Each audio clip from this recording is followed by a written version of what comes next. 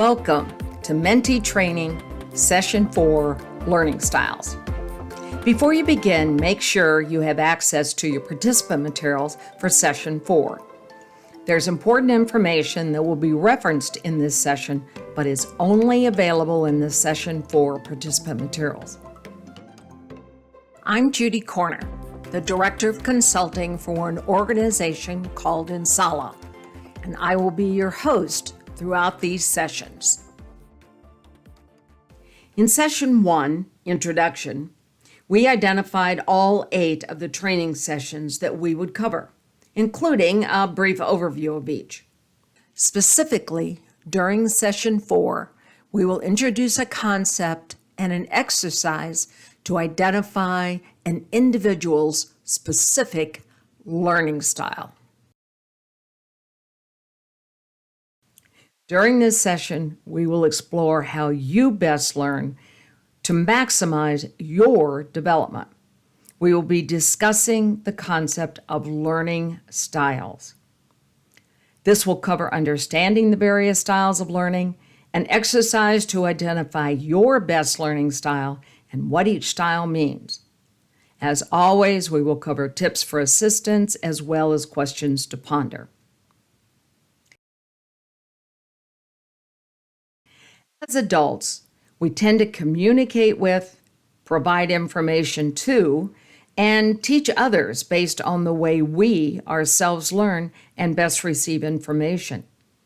But since we all learn and process information differently, your learning style may be very different from your mentor's. Therefore, it is important to understand your personal learning style so that you can communicate this to your mentor. This way, you can help them help you. Your mentor will be going through this exercise also. It is not only important that your mentor understands how you best learn, but they need to understand how they best learn and what they need to do to change to provide you with maximum learning. This exercise will provide a common language for you and your mentor.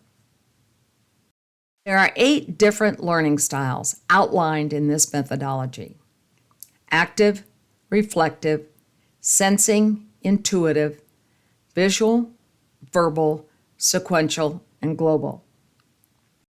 In your participant materials, you will find an explanation for each of these various learning styles. Please stop now and take the time to read through them and make a check mark next to what you believe represents your personal learning style. If you feel that you may use many of these styles, you are correct. Based on the situation you are in, you may use any or all of these learning styles at any given time. But when you're presented with new information, when you're presented with complex information, or it may seem complex because it's new, if you're presented with information in a quick manner, or if you are at all nervous or confused when receiving the information, you will automatically revert back to your primary learning style, supported by a secondary learning style. Keep in mind, when you're working with your mentor, they may present you with new information. They may present you with information that might be complex, or it may just seem complex because it's new. They will provide information rather quickly because it's their area of expertise, and you may be a bit nervous when receiving this. So it's important to understand your best learning style. In your participant materials for this assessment, there are a total of 44 questions to complete. When going through the questions, determine which answer is best. Go with your first gut feeling. Don't overanalyze your answers. Spend a maximum of 8 to 10 seconds per question. Read the question, choose an answer, mark the answer, and go to the next question. When you complete all the questions, you will go to the next page and record your results in the spaces provided. At the bottom of the sheet, you will tally up all your marks. We suggest that you stop the recording now and complete the exercise. You should do this before you go on. If you do not, the next area of interpreting your results may not be clear. Interpreting your results.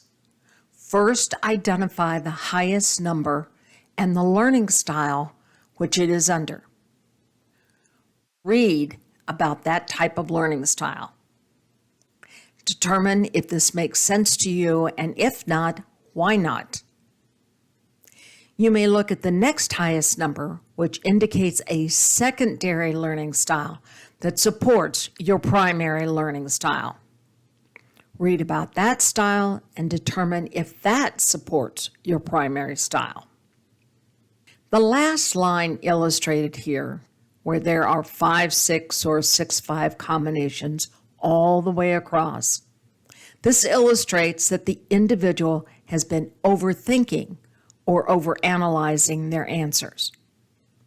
Although this is not absolute, research indicates that this individual has taken extra time to think and analyze their answers and therefore has skewed their results.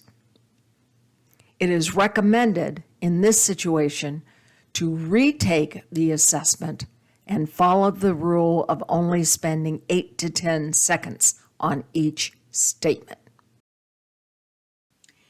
So why is understanding one's learning style important? Well, as we've mentioned, as adults, we tend to teach and communicate with others the way we best receive information. But again, this may not be the best way for you as a mentee to learn. So it is very important that you understand your learning style and communicate this to your mentor. Don't get stuck on the titles. We're not so concerned that you indicate you're a visual learner or a global learner. It's more important that you understand the behaviors related to the styles, not just the names.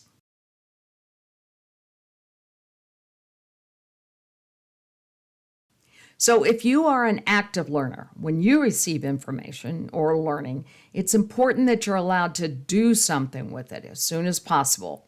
This ensures that the learning will really take place. If you're a reflective learner, when you receive information or learning, you need to take the time to process the information, to think about it, mull it over, reflect on it.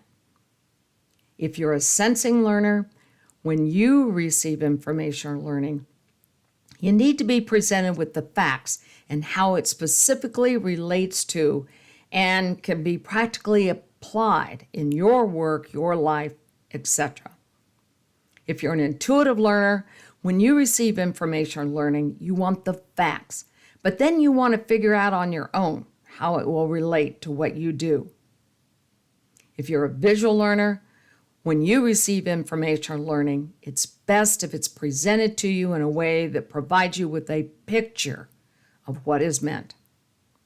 If you're a verbal learner, when you receive information or learning, it is best if you can read about it or obtain it through a conversation or lecture type format. You learn best through words in a visual format or verbally heard. If you're a sequential learner, when you receive information or learning, it's best to have it presented in a step-by-step logical format.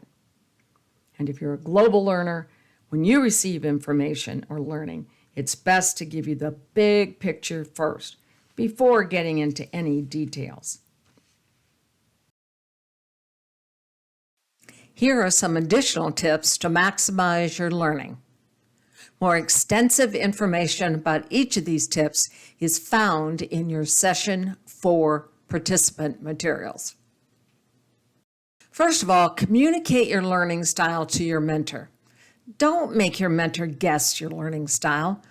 You'll avoid a lot of frustration if you talk about this with your mentor ahead of time. Next, learn your mentor's learning style. If you understand your mentor's learning style, you can communicate in a manner that will maximize your mentor's learning and understanding. Provide feedback to your mentor. Just as you are growing in a particular area of expertise, your mentor will also be growing their skills and competencies as a mentor. It will be important for you to provide appropriate information and feedback to your mentor, where a different style or approach might increase your learning. And last, always be prepared. Whether it's your first meeting with your mentor or your 10th, always go into your meetings prepared. Bring questions and examples of concerns so that you can get the most out of each meeting. If problems arise between meetings, be sure that it's not something that could wait until the next scheduled meeting.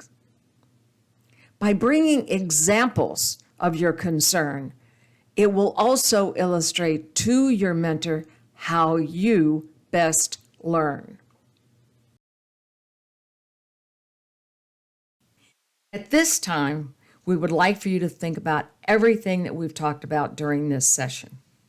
Take a moment to review these questions and record your responses to the questions to ponder in your participant materials. If you need any clarification on any of the information provided here or in your participant materials, or if you have any general questions, please refer to the email listed in the front of your participant materials.